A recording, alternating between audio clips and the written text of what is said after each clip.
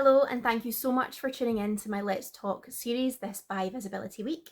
Bi Visibility Week commences on September 16th and culminates on Bi Visibility Day on September 23rd and serves to celebrate and validate all of those who identify under the Bi umbrella.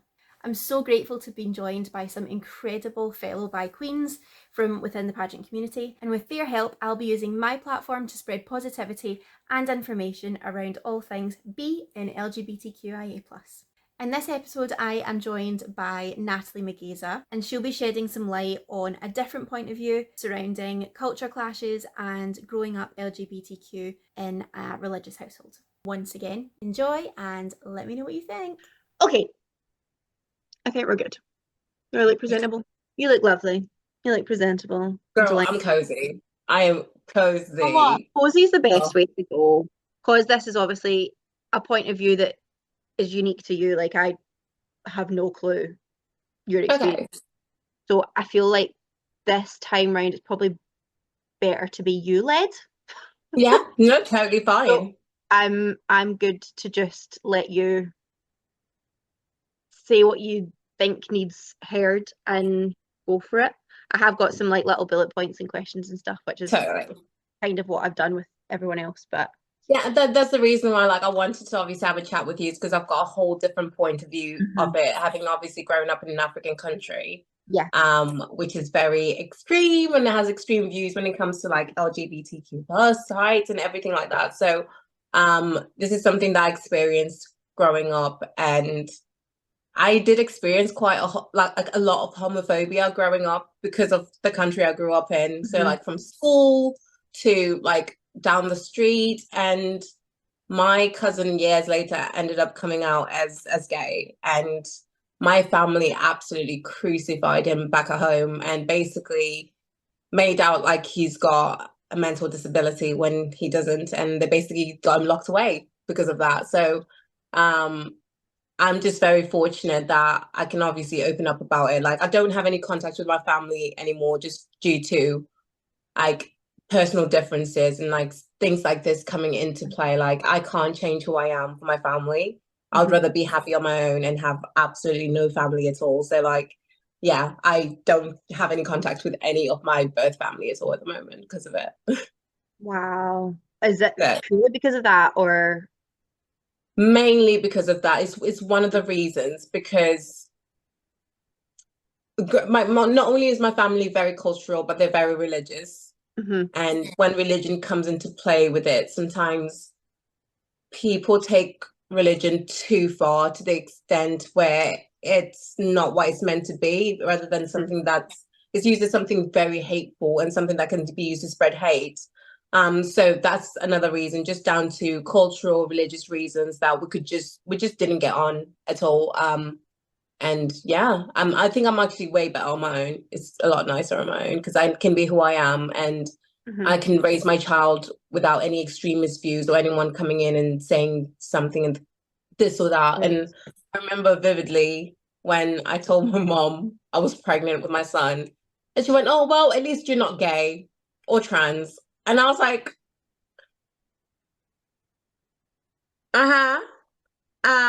okay. So I tell you that I'm expecting a child, and the first thing you spill out is something very hateful. Not on at all. So these are the kind of people that I basically grew up around with their mentality and their views and everything. And as a child with an African community, you're told to always listen to your elders. Like, you can't say anything, like what they say goes. And they very much are in control of how you grow up and how your views are growing up. So I have been very fortunate to the fact that I managed to move in to the UK. I got taken to my foster parents, and I was able to be who I am without having to hide anything and just being so comfortable within myself. So were you quite young when you moved here then? Yeah, I was 13. Wow, that's so brave as well. I was 13, and yeah, and literally a year after I moved here, I got taken into care. So I only stayed a year with my mom, and it just, the another thing of this real religion and cultural aspect coming into head again was just, we couldn't get on in any way. So I ended up being taken into care, and then I ended up living with my foster parents. Wow. Yeah. I mean, I can't imagine being in a position where like I would have to like walk away from my family. It must be, despite the fact that you've got like such conflicting opinions, it must still be like hurtful on some level. It definitely is, but growing up the way I did grow up, I know that religion sometimes really does it take a toll on people's mental health. I think sometimes people take religion to the extent The extreme, where where it's sort of like something like how do I explain this? Sort of like a psychosis sort of thing, where they take religious psychosis. Sorry, yeah, that's exactly what it was. Like it was getting to the extent where the religion was just like blinded by it, like nothing else. Totally. Like you can't see any right. It's just like, and logic. A lot of families are like that as well. Like I'm not the only person from obviously an African or cultural background that's had to come away from family because of it. There's people that have actually been forcibly pushed out from families because of stuff like that. So I had to make that decision for myself because none of my family knew at the time. And this is like I had to hide who I was for a very long time because I was absolutely terrified of how would my family react? Would it be, oh, she's lost her mind or she's got something wrong with her and they'll send me away, or will my mom attack me? And like, because it's very normal in certain cultures to beat your child. And I was thinking, well, my mom absolutely beat me up for it. Like, it was very scary to have to hide something like that. And I think my lifeline being so young was I went to an all-girls school as well. So I got to be with a lot of young girls that were experiencing the same thing I was experiencing, and being with those people and having to talk to those people made me feel better about myself. So that was a lifeline for me, really, because I couldn't really speak to my family about it. I spoke to one of my friends about it and they sort of turned on me because of it. So I couldn't really speak to my friends about it. So the only place I had was basically school because a lot of people were basically in the same boat.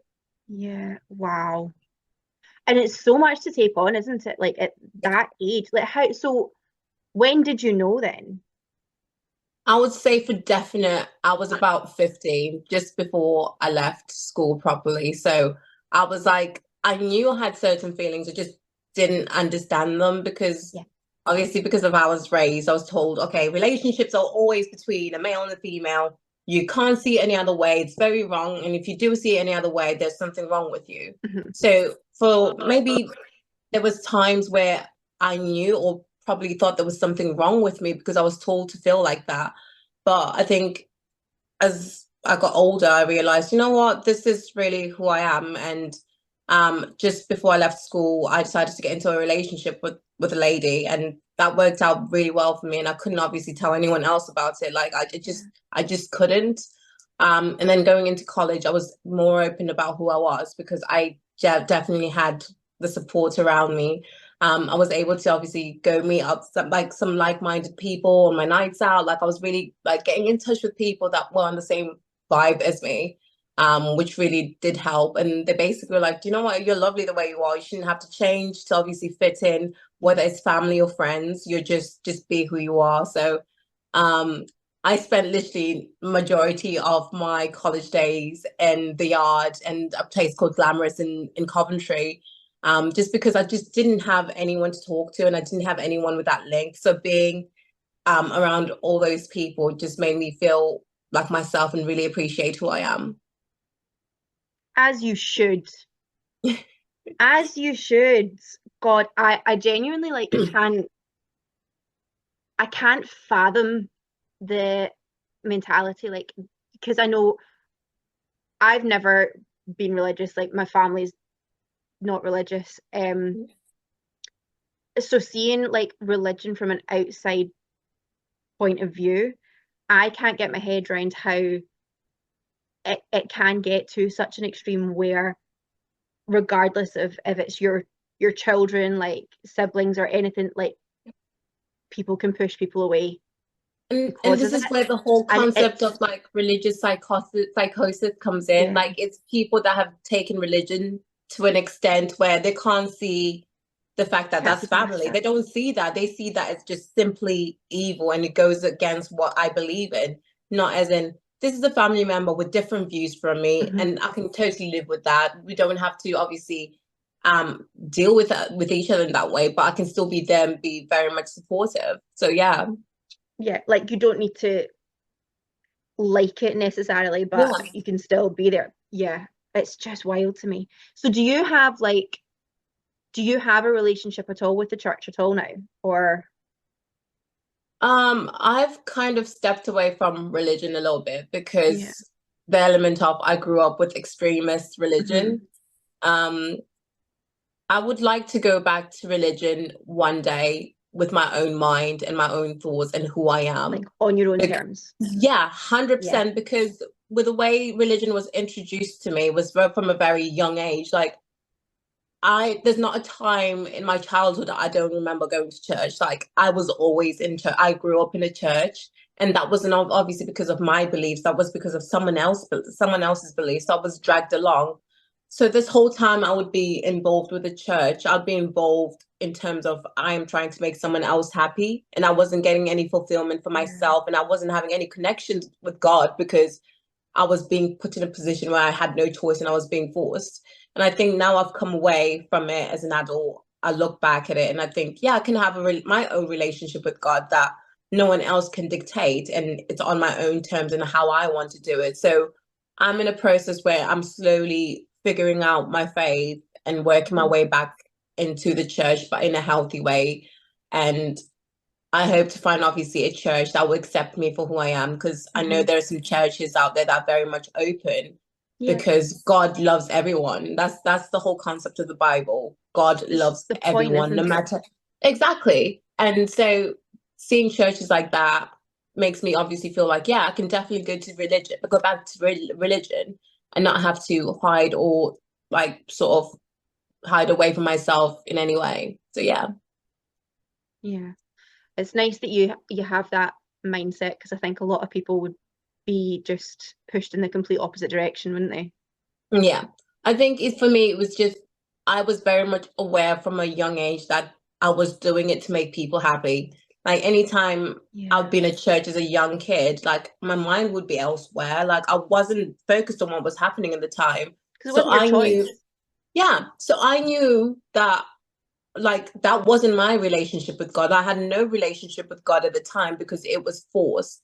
Now I'm on my own. I know, yeah, I definitely, there's certain things obviously that stuck with me from being so young and being in a church that I do definitely feel a connection, but it has to be a connection on my own terms and in a way that I can speak to God in a healthy and non-judgmental way. Yeah. Yeah. Yeah, absolutely. I mean, even as someone who isn't and never has been involved in the church, like I can understand that. Like I can understand that there's, how would I put it? Like it definitely has, I feel like it's one of those things that is definitely has to be on your own terms. Like it's everyone's relationship with their religion, whichever it may be, is always very person by person, isn't it? Like Yeah. it's an intimate thing essentially.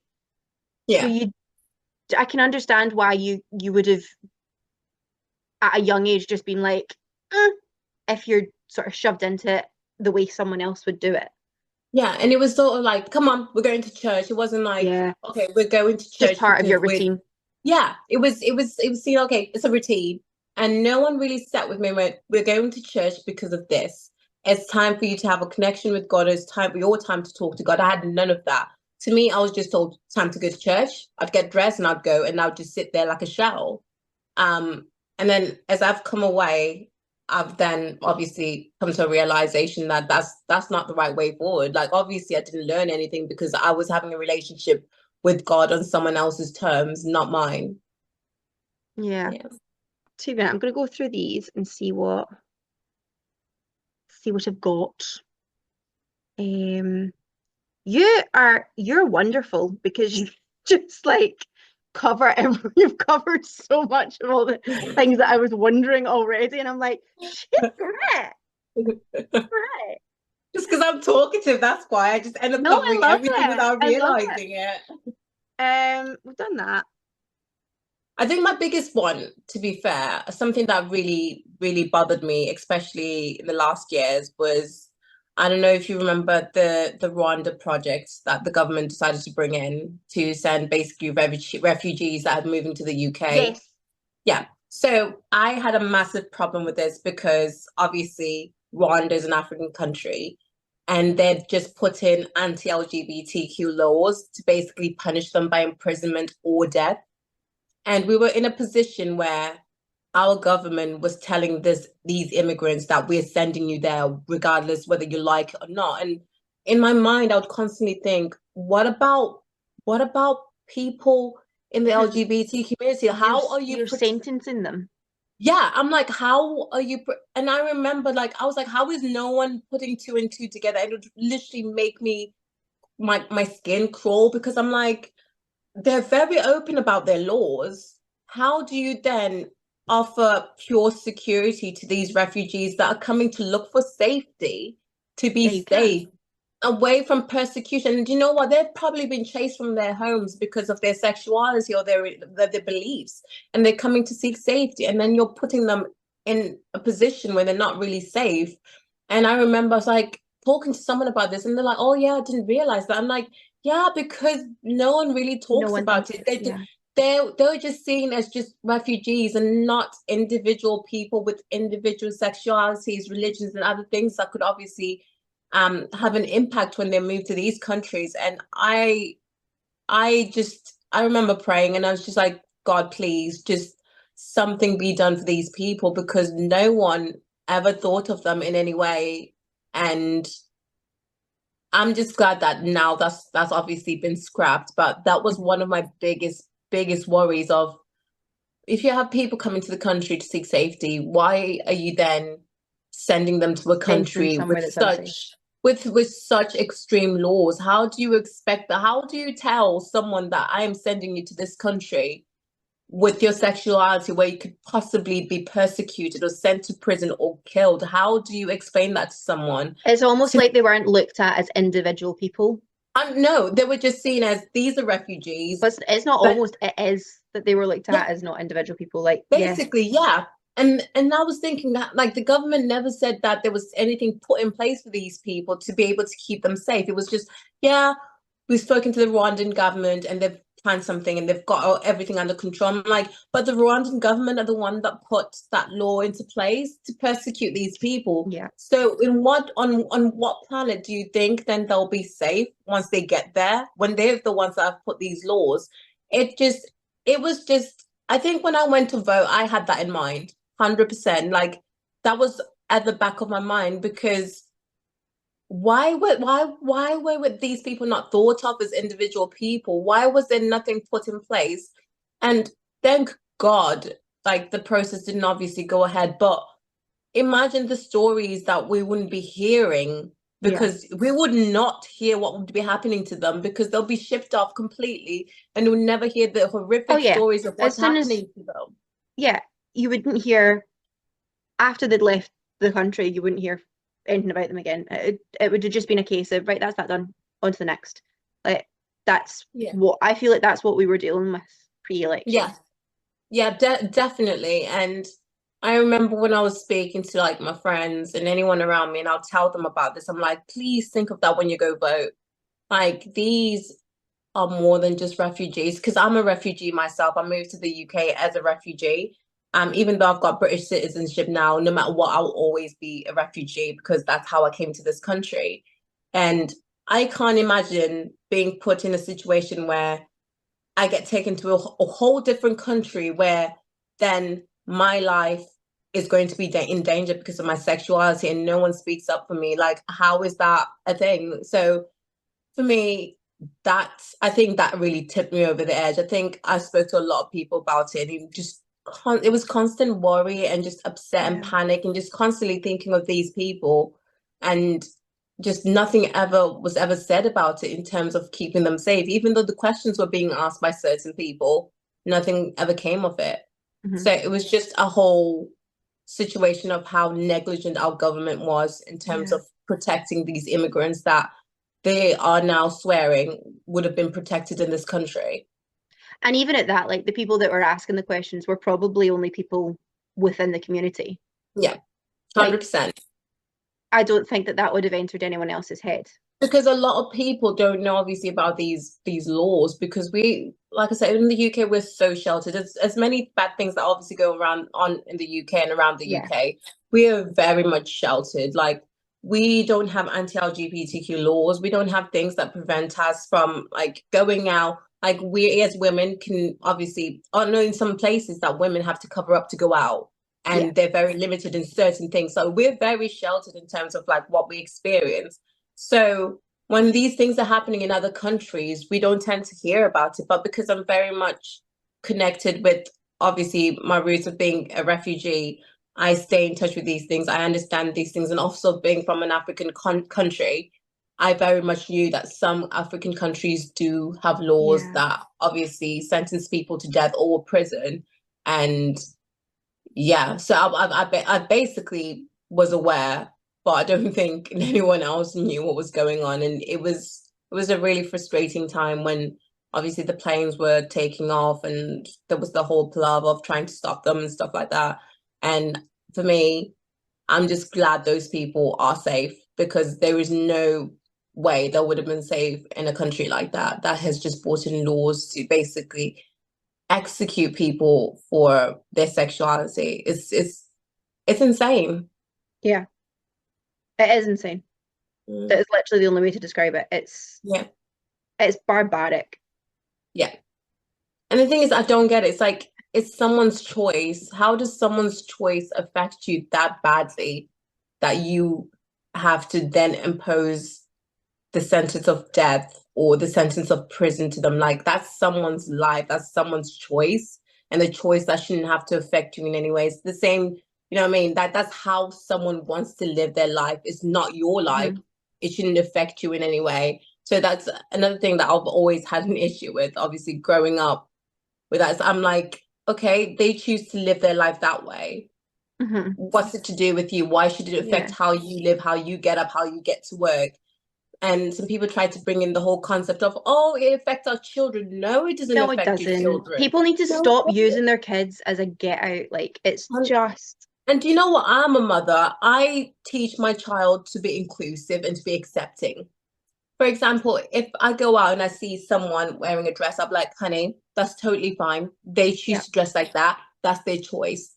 And I know that his dad obviously has completely different views from me, and that's totally fine. But I will always teach my child to be accepting of what people want to do with their lives. Obviously, not to be judgmental, but to be always accepting. Being accepting doesn't mean you're turning your child into whatever you're saying they're going to turn into. You're teaching them to be accepting and to be inclusive. You're just teaching them to be a decent person. Simple. And not that's all it is. And the fact that there's people out there that are choosing not to raise their kids as decent people blows my mind. Yeah, 100%. And like, I know that the world the world we're in is obviously evolving, and it's a completely different world. So I am trying to teach him a lot of things before he gets to school, so he can be that inclusive person, or that person that can speak up for another person that's being either bullied or being taunted. I want my child to be the voice of reason. So I try in any way to be able to teach him about things that are very much different. Absolutely. So when people try to use the whole excuse of like, oh, it's turning on, I'm like, oh, come off it. I have never heard such a silly excuse to be so bigoted. I have, what? Oh, it's affecting our children. No, it's not. But then you look at some of the stuff that is on kids' TV, and it's like, there's characters with their own little language. I'm sorry, is your kid running about speaking, I don't know, like boobat? Like, no. Like, the stuff that they are watching isn't affecting them. So like, it's real life. Like, like, we exist, it exists. People are out there living their lives, just minding their own business. You need to, your kids aren't going to grow up in your house. like they're not going to be sheltered by you all of Yes. all of their lives. So 100%. you need to teach them the way of the world. Exactly, because it's going to be such a shock when they go out into the real world, and you don't teach them the right way, and they find themselves in positions where obviously they're probably saying things they're not meant to be saying because they weren't taught the right way. And that's how it starts. And it starts with us as parents, to teach obviously our children to be more accepting and more inclusive. Not saying obviously do whatever, like just be accepting. That's all you need to be do. That's all you need to just be a decent human being, and just be like, this person chooses to live their life like that, and that is totally fine. And if we were all the same, it would be boring. And this is what I tell my son all the time. I'm like, me, you, your daddy, everybody else, we're all different for a reason. Because imagine if we were all the same, we would be so boring. And do you know what? Sometimes we need some people to add some color and sparkle into our lives. And you know what? That's totally fine, because I can always do with some sparkle. So yeah, that's how I always obviously teach my child. I'm like, we are all different, but at the end of the day, we're all still human deep down. Yeah, we're all made up of the same material, all the same atoms, carbon. I've just had a 10-minute warning, by the way, just so that you know. So I guess that kind of circles back to when you said at the start, like you obviously experienced a lot of homophobia growing up. I'm assuming that wasn't, if you weren't aware until you were like 15. No, it wasn't directed. I'm assuming that wasn't aimed at you. No, it was directed towards other people. It happening. Right, okay. 100%. So that probably, I can imagine, would have put like a fear into you anyway, like from a very young age. Yeah. And my views from, like, I remember some of my views from when I was really young based on what I was taught. And they weren't really healthy views for a child to have. Especially in such a country where obviously people are struggling day to day to obviously get through, like obviously economical problems, and then you've got the whole concept of homophobia and stuff like that, which is very big and obviously in Zimbabwe. But it was very difficult because like you'd see like a visibly gay man living his life or doing whatever he wants to or dressed however he wants to, and you'd hear a family member say something and those words would stick with you. And this is the problem of not teaching the child the right way. I am very fortunate enough that something about me never took onto those words or took onto whatever attitudes and the behavior that was always around me. I was always able to form my own words and form my own opinions. But you'd hear some of the worst slurs in different in different languages. And you just think, oh, okay, right, something that should not be said in front of a child. And that's how it starts. And then they'll say a comment of like, that's clearly mental illness if you look at it, or something of like, that person's clearly lost their mind, they need to be locked up. And it was just very, very harmful words that shouldn't be said around a child. Like, if you feel some type of way and those are your views, keep quiet. Then don't push inflammatory though, isn't it? Yeah. Don't then push your hate and spew your hate onto a child that can possibly say that out loud to someone. And then the cycle continues. Because trust me, even in this country, I've heard some kids say some of the worst the worst homophobic slurs because of what their parents have said around them or what they've been taught. And that's where it comes from. So obviously not knowing at that age was I managed to get away with not being affected by those words so young. But growing up now, I look back at it, I'm just I surprised myself to how none of that ever rubbed up on me, because obviously sometimes the environment you grow up in can obviously have an effect on how you are as a person, but none of that ever stuck with me. That's so good, because I was going to ask then, like, did a lot of that did you internalize any of that? But obviously you've just like, it's been like water off a duck's back, like I've heard it, didn't like it, leave it alone. And the thing is that when I was so young, I just didn't understand. Like, I'll just see a person just obviously dressed completely different. See, this is the thing. This is why I don't understand. I'm like, to me, this is just a person. So why are we kids are literally the most innocent. understanding little people ever. Yeah. Like all you And say there's to them is like, innocent minds as well, 100%. So I'd be like, why are we now hating on this man who's just doing possibly his own like, thing. right? And it'll be something like a man holding a handbag, and they'll say something, and I'm like, he's just holding a lovely bag. Do you know what? Maybe it's a nice bag. Let him What's he meant to be. carry his stuff in, if not a bag? Literally. So like being like that, I'd be like, so we're just bullies now. So basically, that's how I viewed Yeah, some of my family members as basically bullies because these people weren't doing anything to harm them. And I think that's where some of my thoughts obviously came through of they're not harming me. They're not harming my family. They're not harming anyone. So why should I have hate or anything against them? They're human beings, same as me. And looking back at that, I think that's what influenced to be obviously who I am today, just in being more accepting and obviously being able to speak up for more people. Because when I was young, I never had the opportunity to obviously say something then. But yeah, now I feel like I owe it to younger me to be able to say something when I hear someone saying something that shouldn't be said at all. And yeah. obviously people have the right to live the way they want to live. I love that.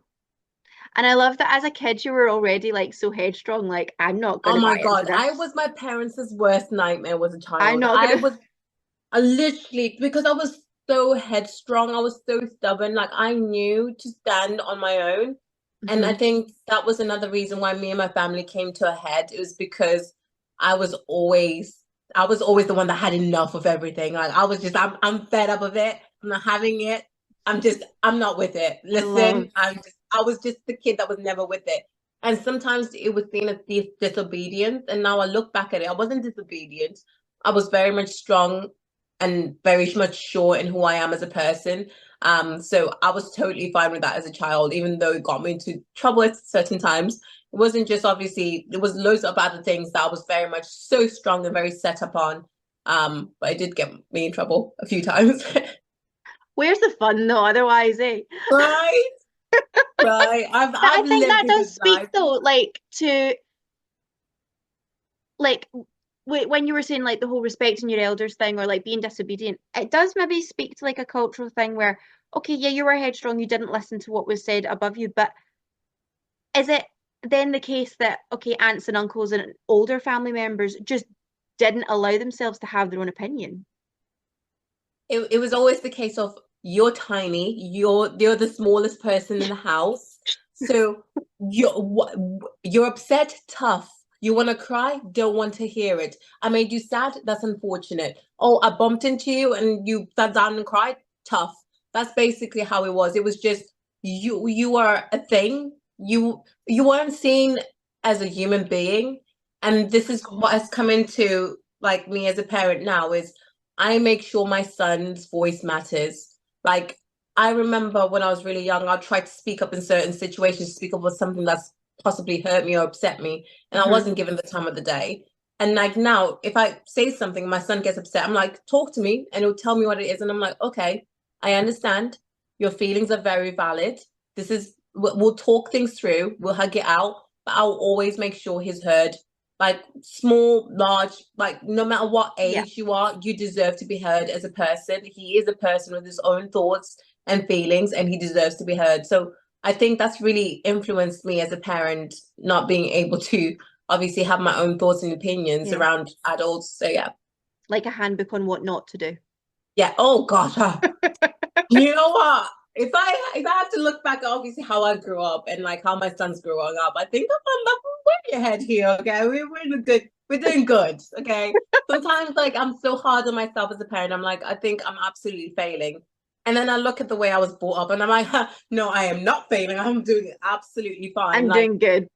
100%. I'm like, my son has a voice.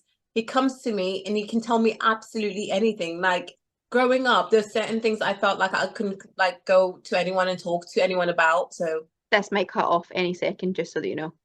okay, yeah, but yeah, my son's very much is allowed to be just him.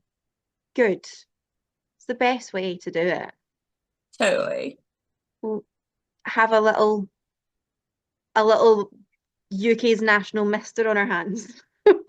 Oh, I tried to get him for diamond, but his dad was like, no. I was like, come on, holiday. We'll all pitch in. We'll get I him a crown. know.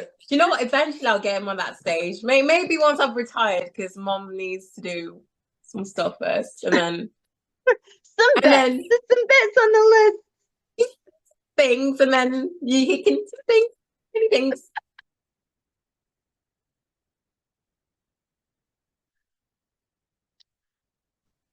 Hello. Hello. There we go. Oh, I just got fizzy up my nose. Oh, Oh, that is the worst. Ugh. I'm glad I could be of some help. she's covered all of the points. Do you know what? Glad I could be of some help, because literally, like, I've had nothing to do the last few months. So I was like, do you know what? Let me be very helpful and useful somewhere else. So yeah. Before the chaos begins. So I can't wait to see it. Oh, I tell you, it's going to be out at nationals. See, when I tell you, I squealed a squeal. I am currently still getting mold for that dress. Oh yes, of course. How are you feeling? I'm excited, but it's still so far away that it doesn't feel real. Custom made for someone else, but I still bought it. And it arrived, and I was like, I'm damn, girl, you were tiny. Okay, if it looks good, I will buy it until I fit in it. You don't alter Vera to fit you, you alter yourself to fit Vera. See? I don't right now, but give it time. Oh, you're just like I me, said the same thing to honestly. Dion. I'm on a 2-month break where I basically get to eat whatever I want just to get that out of the system. See, that's discipline though. I don't have discipline. I'm like, ooh, a Jaffa cake. I'll have one. Ooh, a box of Jaffa cakes. But I'm the same at the moment. Like, after we finish our call, honey, pizza's getting ordered. Like a whole pizza. Yeah. I'm like, love that. You looked amazing. It was scary. It's so much fun though. Like, swimwear is my favorite round. Like, oh, that's awkward. Yeah. Beck was like, I can tell from your face how much this means to you. And I was like, you looked like you were going to be sick. Is she okay? No, that was a medical emergency there. She gonna drop. She about to drop. It gives me the ick. Okay. Right. I was like, the right one's gonna come along. Say that. Yeah, right. We'll see. So, there's loads of other colours that you can put on those crowns. I know. Let's get an orange one. Yeah, it just isn't enough. Like, let's get an orange one.